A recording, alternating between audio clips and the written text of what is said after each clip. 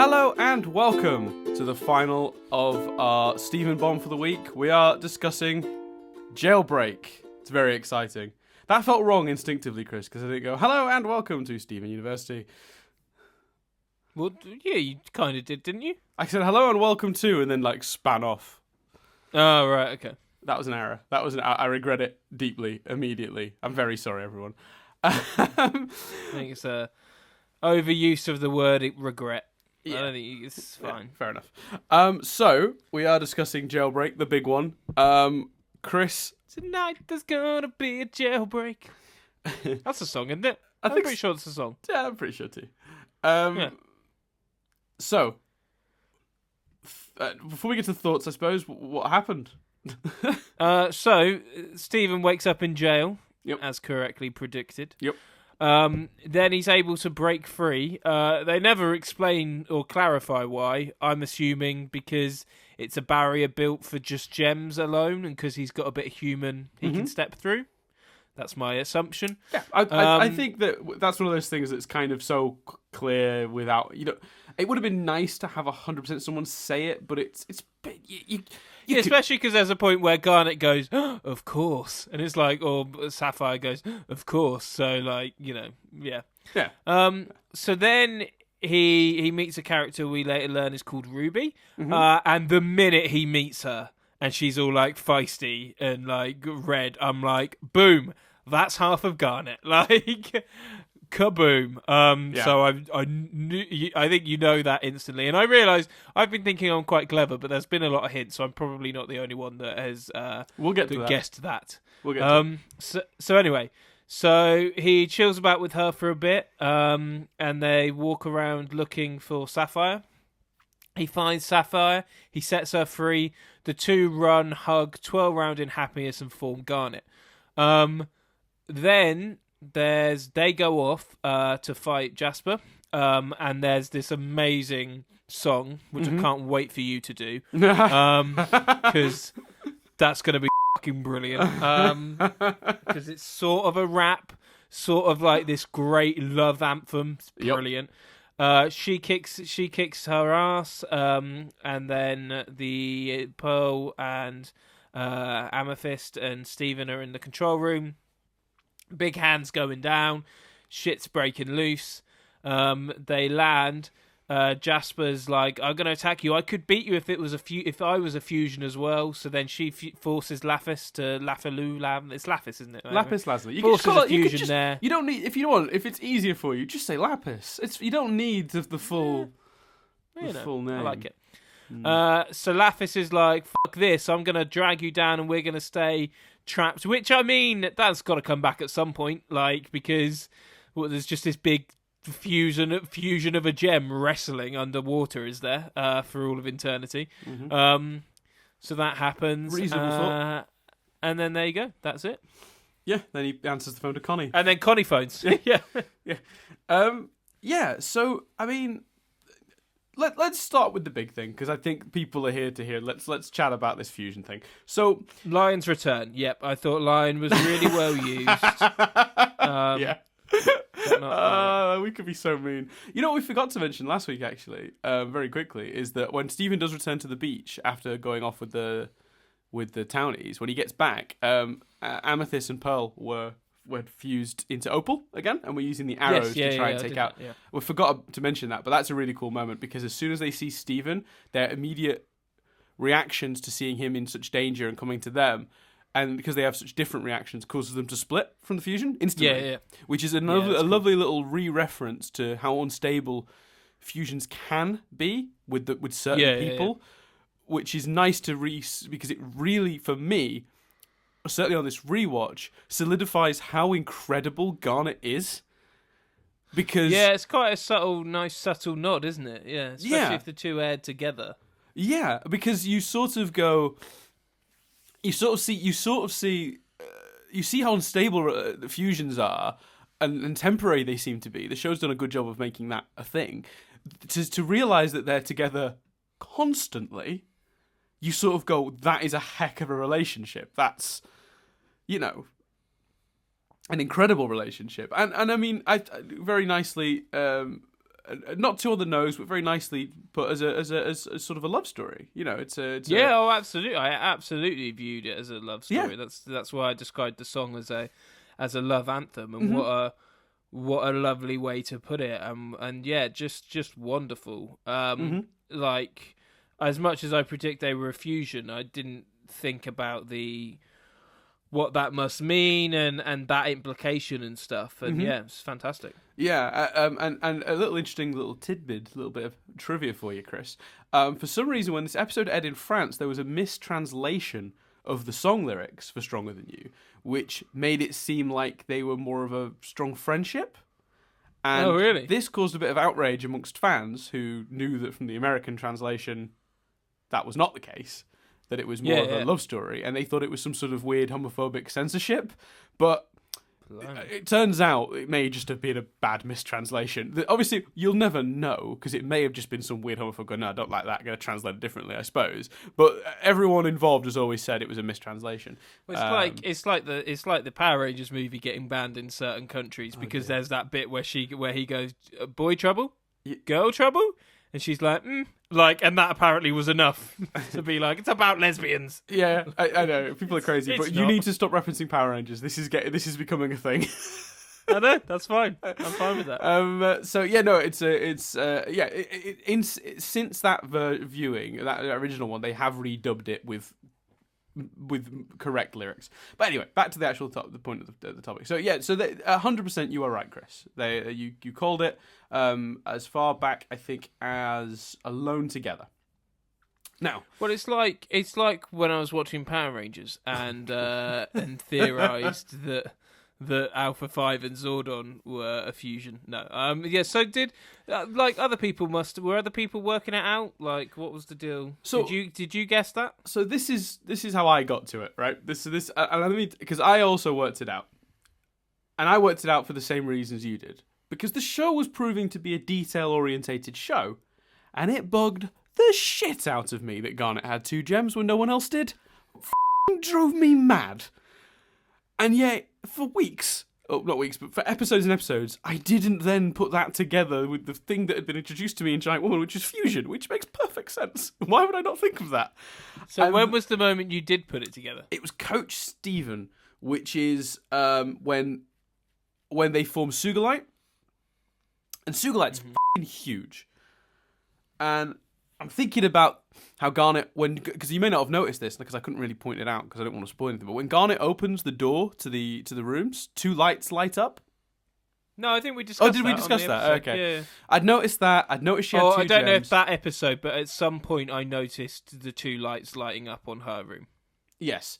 So it seemed really weirdly inconsistent that she had 2 gems, because the show had so much attention to detail, completely bothered me. And then while we were watching it was around Coach Steven or just after Coach Steven. I think it was probably directly Coach Steven, because obviously we see Sugalite, who is huge. And I was just like, literally, looking at the size of the fusions as you did, and it just clicked. And I literally pointed at Garnet on screen, turned to Nadia, and was like, she's a giant woman!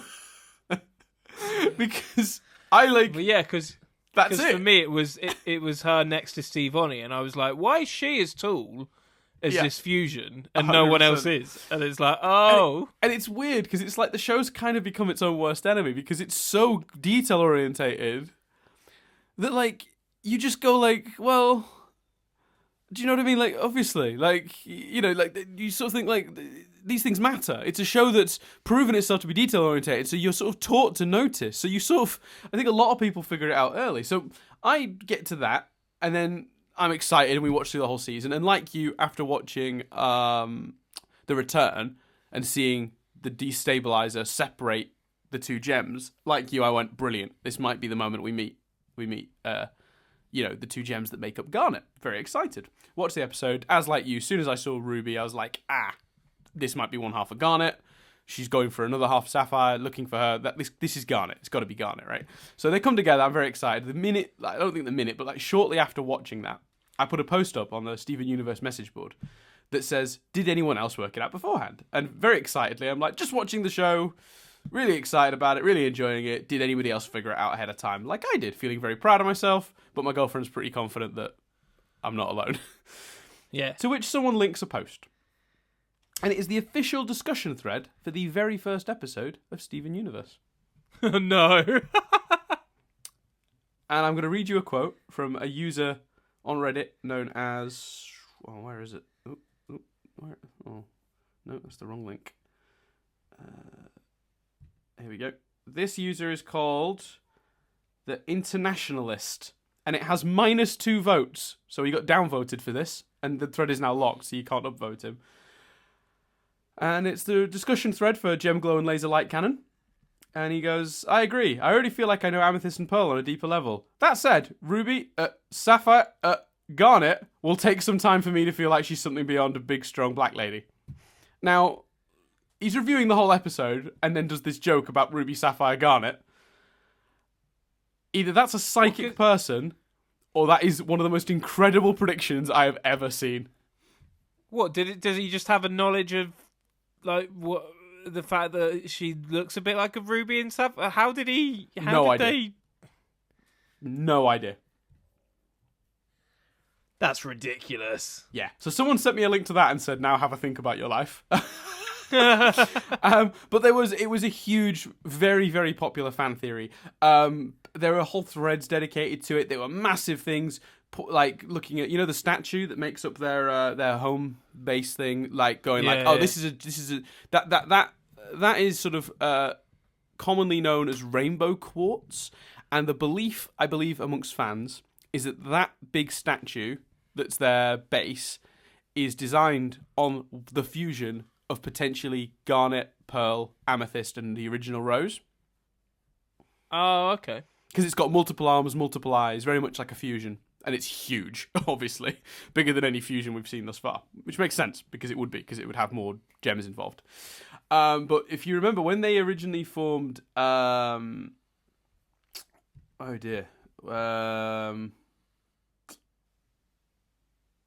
Alexandrite? Yeah, when they formed Alexandrite, which was obviously Garnet, Pearl, and Amethyst. You know, on Fusion Cuisine, when they went for that meal? Yeah. When they defuse, if you freeze it, you can see Ruby and Sapphire's silhouettes with Amethysts and Pearls when they separate for a few seconds. Oh, really? Oh, that's cool. Really cool. At some point, I'll send you the picture, and when you see that, you'll go, "Oh my god, how did I not spot that?" It seems really fucking clear. So people were analysing the shit out of it for a long time. So yes, to answer your question in a slightly shorter form than I've just done, people were very, very popular about that theory was very, very popular. Obviously, like any theory, there are a lot of people going, "Nah, that's nonsense," which those people obviously were ultimately proven wrong. But it seems like it did divide fandom for a good while, and then obviously proven here in Jailbreak. It feels very much sometimes with theories in like long running shows, especially, you kind of feel like creators listen to the fans, whereas this feels like one where it was from the beginning. You know what I mean? It was planned by the writers from the beginning. Yes, 100%. Yeah. So it's one of those things where I'm really pleased with it. So let's get your reaction in general to it. So how do you feel in general about the episode, like the actual way it all played out? I thought it was great. I thought it was interesting because obviously I didn't get my townspeople thing, but actually I thought it was a more interesting route to just focus on them getting out and getting away. There's no way you could fit the town coming together in it, so hopefully that will happen in a later episode. I thought Lapis defeating Jasper that way was fascinating and interesting. I really thought the song was brilliant. Like, it just felt like such a fist in the air, joyous thing, but equally surprising because it's the finale, so you'd expect there to be some degree of fist in the air, woohoo, go Gems, but just for that to be happening, that I could not have predicted that song. No, I would have never predicted a song in such a dramatic moment, but it's so perfect. Yeah, it's anthemic, it's joyful, it's fun, it really just masterstroke, that song. And there's explosions and defeats and enough kind of, well, Peridot is still out there, so presumably Yellow Diamond, maybe she's going to bring Yellow Diamond back with her, and she's out for more revenge, sort of thing. Yeah, because you see Peridot like escape, right, from like a Yeah, she Darth Vaders it. She gets in a pod and f***s off. There you go. That wasn't a reference to Power Rangers, was it? No, it wasn't. It was a reference to Star Wars. I got it. I got that reference, which is a reference itself to the first Avengers film. So there you go. What was I saying? Oh, yeah. So it's a little unclear 100% where her pod goes, but it looks like it's heading earthward. Would you not say? Oh, that's true, I suppose. Yeah, not towards Homeworld. Yeah, fair point. Yeah, I mean, just in the visual, like, this isn't me trying to lead you any specific way. I'm not going to say. I think it's interesting to think about, like, because Series 2 could either pick up were some episodes of Series 2 part of the bomb then? What's that, sorry? Was some episodes of Series 2 part of the bomb, or did this end the bomb? Oh, that's a good question. Ooh, I'm going to quickly look that up.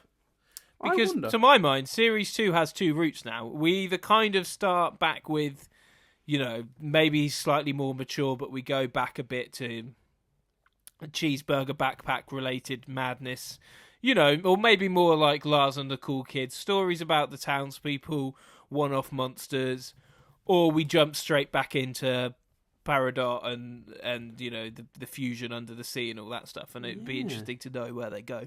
Oh my god, okay, so, right, I'm going to have to correct myself from last week, because you said, what, did they go Monday, Tuesday, Wednesday, Thursday? And I was like, no, it was across the week. Yeah. Those two ended on the Friday, and they were 5 episodes. I was absolutely wrong. I was 100% wrong. It goes Rose's Scabbard, then the episodes that we talked about that got removed from the run, so Story for Stephen and Shirt Club. Then it goes The Message, Political Power, The Return, and Jailbreak, which is what we've just watched. But those aired Tuesday, Wednesday, Thursday, which is exactly what you said. And then on Friday, they played the first episode of the second season. Full disclosure. So is this not the last episode of the bomb then? Damn. Well, it's the last episode of our bomb, because this is Friday. We've done that. So I guess we'll unless we go Monday, Tuesday, Wednesday, Thursday, Friday. Oh, but then it won't be a surprise, because we'll have to put the first one up on the Monday. Yeah, exactly. And we don't reference it being a bomb. Until we've done the second one. Yeah. Well, that's a shame. But maybe, this one, it's fine. It's fine to put a gap between the first and second seasons, I think. Yeah, but that's me not doing my research, I guess, because I didn't notice that was part of the bomb. You suck. But all the subsequent bombs will do. So from Sworn to the Sword through to I think we need to talk and I got a question. Like that. Go on, yes, please.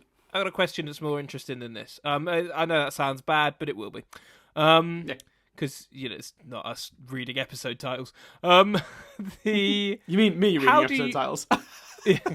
How do you feel about the decision? Because you could argue, I think it's interesting. You could argue that Stephen's moments in these episodes really kind of took place in the first one. This is Garnet or Ruby and Sapphire's episode, and then it's Lapis is her episode. Stephen's integral. Stephen helps them escape and all of that stuff. But for a final episode, it's not big on the Stephen moments. Now, do you think that doesn't matter because it aired alongside The Return, where Stephen did get some moments, and really they should be viewed as two halves of one whole? Do you think it doesn't matter because who gives a shit? It's a great episode. What are your thoughts on that as a subject? Little from column A, little from column B. I think airing them together takes a lot of that out because you sort of see them as one episode.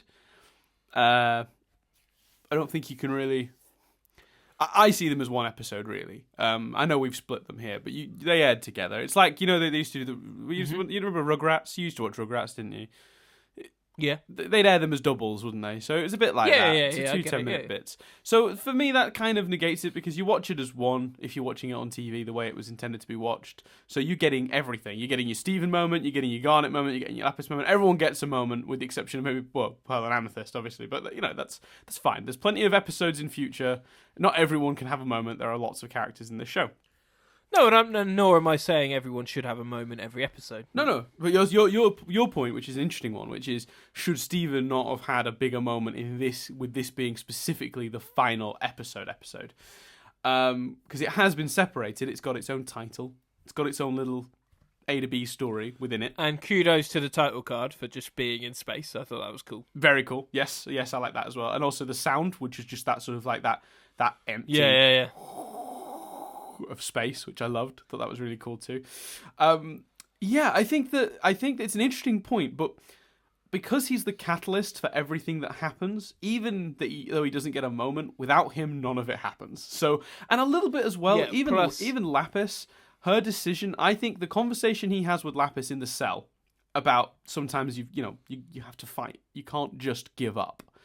That sticks. I think that's very much the impetus for her decision to actually fight back and do that trick with Jasper, because she fuses with Jasper, they form Malachite, and then she immediately, which by the way, that's an incredible feat as well, because again, they've spent a lot of time establishing how unstable fusions are. The fact that she was able to maintain the fusion and control it to drag that whole Jasper down. In a way, that's one of the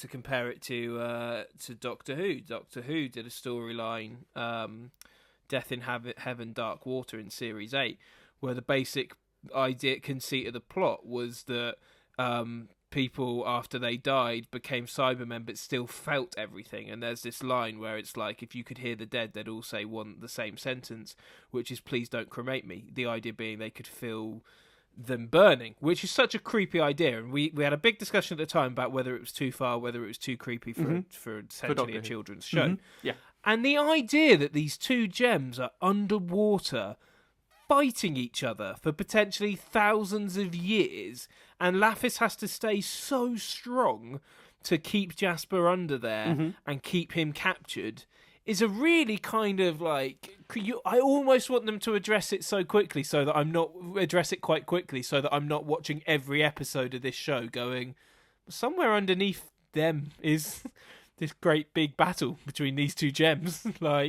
It's such a unique, profound, interesting idea, and that it's one of the reasons I don't mind that there wasn't a Stephen moment. I know I asked the question, but I don't mind personally is my answer, because if you try and ram in a Stephen moment, and we have just had one in an episode that would have just aired before it, you try and cram in a Stephen moment, you get less song and you get less of that Lapis Jasper stuff at the end. And I wouldn't want to sacrifice either of those two things for Stephen putting his shield on again.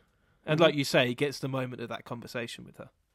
Absolutely. And I think that's, so in a weird way, to answer your earlier point, I think, and you're absolutely right, by the way, I 100% agree with everything you just said about the Malachite situation. It's really clever writing, because it shows this character that they've established pretty much as being on the fence and on neither side, finally taking a stand. And that's a really powerful moment for me. Lapis is one of my favourite characters in the show, it's worth noting. I know that she does divide some of the fan base. For reasons. Oh, right, really? She's a divisive character, and I think some people, even up to this point, because I think people didn't like her sort of on the fenceness. I think people wanted her to just pick a side already. So I get that. I totally get that. But for me, it's For me, she's a very powerful character in this moment, because she does make that choice, and it's such a big sacrifice. She's essentially sacrificing her life to keep Jasper down, and you've got to wonder, part of the reason is because she feels guilty for being partly responsible for them coming and finding them in the first place. Yeah, definitely.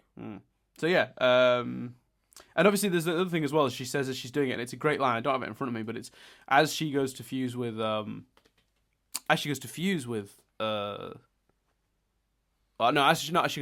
starts to drag down Malachite into the water, which is the name of the fusion. She says, I'm not going to be I've been a prisoner. I was a prisoner in this mirror. I was a prisoner up on your ship. I'm taking control. You're my prisoner.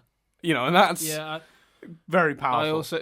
Very powerful. And I also found it interesting that she says something like, let's stay on this sad planet forever. And even though she likes Stephen and is a bit on their side, she clearly still doesn't understand why they've gone to all this trouble for Earth. She's still critical of Earth as a planet. Yes. I would agree, and There you also, go. and also, there's another thing to talk about because I think there's so much to unpack on in this episode. It's ridiculous. It doesn't 100% seem like the initial mission that the Homeworld gems were on was Stephen, or even necessarily the crystal gems. There's an overheard conversation between Peridot and Jasper. Yeah, where she says that the mission was to go somewhere else or something. The words they use is to get the cluster or to check on the cluster or something like that. Which, I mean, no surprise, because the show has got continuity coming out of its arse. That comes back. No, seriously? Don't mean to blow the surprise, but that is relevant going forward. So that's really well done as well.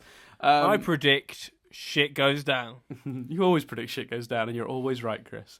I think it's a fail-safe prediction. Yeah, absolutely. And I think what's interesting as well, because they sort of destabilize Garnet into her 2 gems, when she refuses, did you notice she's got a slightly different costume?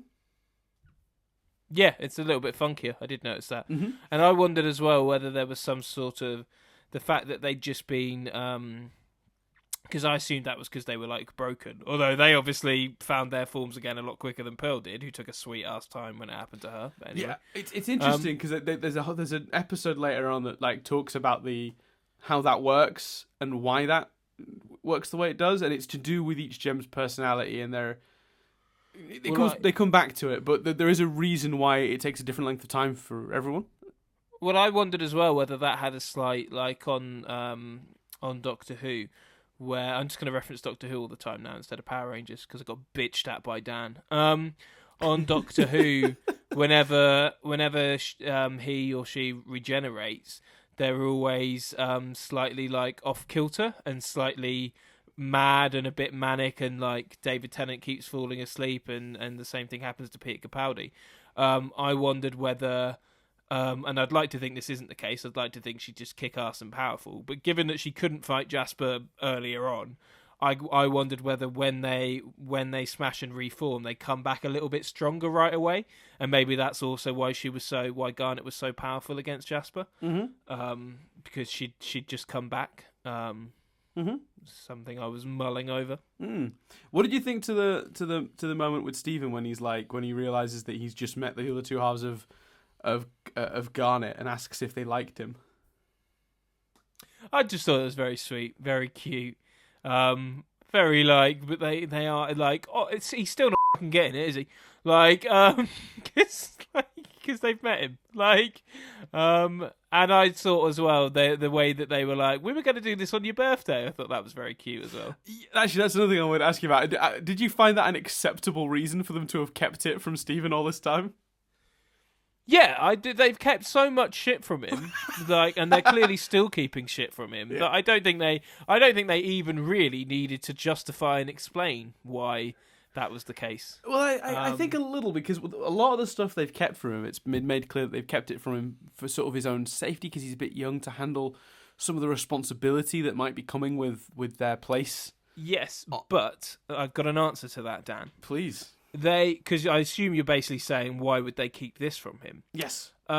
It's a lot of pressure to put on a kid and on a young relationship. The reason she smiles, Garnet smiles so much when Stephen and Connie fuse, now makes it made sense at the time, and I think I even lent it to my theory at the time. But after watching this episode, even more so, she's smiling because she's wondering if Stephen and Connie have found this great love that they found, that Ruby and Sapphire have found. So that's why it makes her smile so much.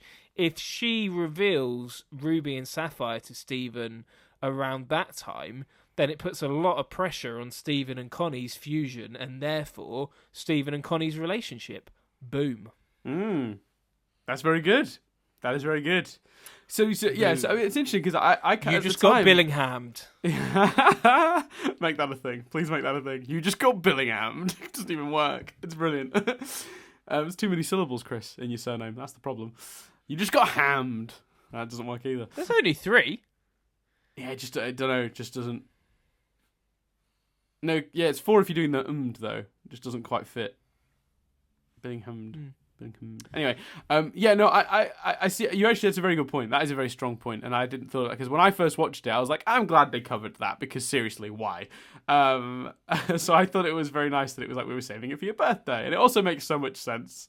Like we were going to show you just when you were a little older, literally a little older, wait for your birthday. Oh no, I think they're saying in terms of the birthday line, it's a birthday present because they knew how excited he'd be. Yes, yeah, absolutely, yeah. But they better stick to it. I don't want to start seeing Ruby and Sapphire now. I liked them as individual characters and thought that was interesting, and tear them apart and let's see. You can get a lot of drama from tearing them apart. Mm-hmm. But I don't want like Steven walks in and they've made it very clear that they're Garnet because they're stronger and better together as Garnet. Mm-hmm. So. Yeah, I'm not going to say how they deal with it going forward, but yeah, I mean, I would agree with that sentiment for sure. Yeah, I don't want Steven goes down for breakfast and it's just Ruby and Sapphire sat there like, hey, like that's I think disingenuous. No, 100%, and I would agree that it sort of murkies the point to me, muddies the point because to me the whole point of it is It's like when a sitcom introduces a like half sibling or brother or sister that's not been mentioned for 6 years, and like you're just expected to invest in their relationship. Yeah, I love that I really enjoyed that in Buffy, because in Buffy the Vampire Slayer season, I want to say 5, they just introduce a sister that Buffy never had, and everyone just accepts her like she was there all along, and you're just like, what the f***? And it turns out it's to do with supernatural shit. It's not. Like later in the season, they reveal that it's like for a reason. So I think that's Joss like sort of usurping that sort of the expectation and that tradition of TV shows introducing shit midway through and then just expecting you to go with it. Well, I also really liked. Adam, wait, because I can do it this time. I can like justify this. It's like in Doctor Who, where they introduce Mel, a friend that Amy and Rory have apparently always had, and then have to put in a line of dialogue about why she wasn't at the wedding at the end of last season. Yeah, bit awkward. Doesn't work. Really liked Garnet giving Steven future vision so he could find the other two. So that was cool. I also liked him saying, "Are you sure you're going to beat her on her own?" And Garnet responding, "That's okay, Steven. I'm never alone." Yeah, also very sweet. Powerful line. Does it shed more light on... Do you feel... Having seen Jasper's reaction to Garnet this week, when she says, fusion's a cheap tactic to make a weak gem stronger, quit embarrassing yourself, or embarrassing yourselves, does that give you more context for what she said last week about her? No, well, I kind of predicted that was what she was referring to, but yeah, I think it's... Yeah, there's more context, yeah. Mm-hmm. Cool. Right, you're going to have to talk for a few minutes because I've been subtly trying to get rid of this cramp and I'm just going to have to walk for a minute or 30 seconds. So just go. I mean, all I'm going to do while he's gone is just say that I think Chris's attempt to try and flip this Power Rangers thing into a Doctor Who thing is coming across a little forced. I don't know if he can still hear me or if he's got his headphones on, but I don't care. Yeah, because I took my headphones off to walk around the room with cramp. Yeah. That makes sense. Well, I didn't know if you were wearing your wireless ones or your wired ones, Chris. Cramps in my foot, Dan, not my ears. Yeah, but you might have been wearing your wired ones, and walking around the room might have required you to take them off. No, I'm not wireless these days. I'm back now. What do you think of Pearl interfacing with the? I thought that was really funny when Pearl interfaces with the new gem technology, and she's like, "Ooh," and her eyes go all weird. It's like in Doctor Who when I got nothing. You don't have an answer. You don't have one. When the screwdriver doesn't work on wood, and then other times it does. Yeah, that made me laugh. I thought that was a good joke. Cool. I wonder if they're going to harvest that. That's an ideal, actually. If the first episode of Series 2 is them trying to work out a way to use the ruins of the ship to understand this new technology. I'd like that, because it continues directly on in a house guest type way. Yeah. But equally, I wouldn't begrudge them to go back to more insular stories for a while. Yes. I either way is sort of like, depending on how it's done, is workable, and it really depends on how they want to do it. Historically, though, if you're hedging your bets, which way do you reckon they're going to go? Because this will be an interesting sort of experiment. So in the past, we talked about this a lot. This idea of sometimes having to reset a little bit, just, when you've had something like this. But the show has also done the other thing, which is what you're talking about, which is directly dealing with the aftermath and the of a situation like this one. So in this particular case, what do you reckon? Next episode's called Full Disclosure. What do you reckon? Do you reckon that we were dealing with the aftermath, or do you reckon we're just going to a slightly more traditional adventure? I'd say reset on the assumption that even though they aired one after the other, they were in production at different times. If they were in production close to each other, then deal with straight away, but my instinct would be reset. Yeah, okay, so you think we're going for a more traditional adventure next week? Yeah. Cool. Yeah, there you go. There you go. Yeah, just wanted to get your opinion. Cool. I hope that was I hope that was what we were all hoping for, because ultimately, really, now we've done this episode, everyone's going to go away. This is all anyone cared about. No, let's get them hyped for what's the next big one, in your opinion. Oh, that's a good question. Because you know what, people were like, I can't wait to Giant Woman. And by the way, in terms of where I am, I'm really enjoying the show. It is a pleasure to watch. I'd argue, actually, I think, I don't know if it's fair to say, because an interesting thing to compare it to, other than Power Rangers or Doctor Who, is Fringe, because we've also watched Fringe in this format. Mm-hmm. And I'd argue that although I'd probably place Fringe, in terms of my list of shows I enjoy, I'd probably put Fringe a little bit higher. I'd argue I have more faith in the writers of Steven Universe, and I am more invested, and I'm therefore more invested in the story arcs of Steven Universe, because they've not dropped the ball on anything. Whereas Fringe, admittedly, we're further into Fringe, so it'll be interesting if I still hold this opinion at the end of Series 2, Series 3. Fringe has dropped the ball a bunch. So, yeah. Yeah, I'd say that's fair. In terms of the next big one, it's really hard looking at it, because early Season 2 has 2 bombs. Well, then hopefully people... Will you wait, guys, till we get to the next bomb? What about if we promise something? What about if we say at the end of the next bomb, you'll cover that love anthem of Garnet's? No, I can't put that pressure on you. Literally, I've never tried to play that song. I have no... Because the only instrument I'm capable of playing is a ukulele, and I don't know if that's a song that translates to ukulele, but you know what? I'm just looking for a hook for maybe the at some point I'll give that a try. I don't know. Because it's such a synthesized song, I never even thought about trying to learn that one. Yeah. But the chords exist. I've just looked it up and I found some chords. So maybe it's doable. Maybe that's the next bomb thing then. Looks kind of. Hopefully people are here. There's clearly more. I think it's just what I think. Well, comment below and surprise Dan. What do you, now that we've had Giant Woman, now that we've had Ocean Gem, Mirror Gem, and now that we've had The Return and Jailbreak, what is the next episode that you're looking forward to us watching? Yeah, there you go. So comment below. Also, I think we'll by this point have our Patreon page up and running. So you want to kick in a quid? Yeah, there'll be a link for that. You can don't feel you have to give, but if you were happy to, then that would be great. But we're not forcing you to, and we're not going to stop giving you the stuff we've already given you. I will say as well, big up to Dan. It's obviously from the point of view of you listening to this, it's been up on a number of videos, but well done to you, sir, on your wonderful animation, which from the point of view of recording has only just gone up on the videos. The wonderful little animated title card for the podcast. Yeah, I think we started that around Ocean Gem.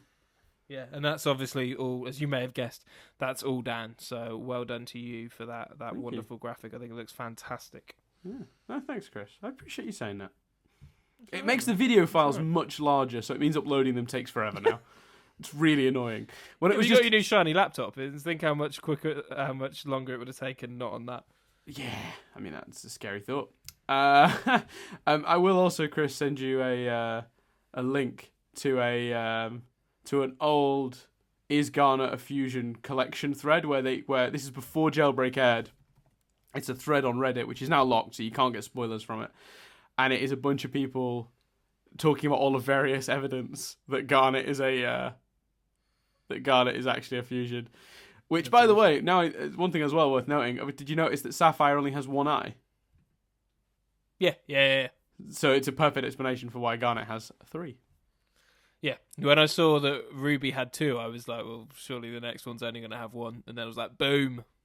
Yeah, answer. Question and answer. And obviously Ruby's the feistier side and Sapphire's the calmer, sweeter side. Yes. Yeah. Actually, that's it, very quickly before we go. I mean, you didn't get a lot of them in this, but feelings on the characters of Ruby and Sapphire? Just that. I thought they very... I mean, other than this episode, Garnet's never really sung, so that's... Her singing was a bit like... Sapphire's singing was a bit like, but other than that, and that maybe delved into more, I don't know. Other than that, I thought they were a great representation of the two of them. Yeah, what I love is if you might not have noticed because it's the sort of thing you would only notice on a second viewing. But in the beginning, when she's singing, what she's humming is "Stronger Than You." Oh, cool. Yeah, when you go back and listen to it, knowing what "Stronger Than You" sounds like, the sound that Stephen wakes up to is the which is obviously the theme. I must. Seriously, I know I complimented that song earlier, but that I'm tempted to go back and watch just that bit in isolation, and I've not had definitely with anything else.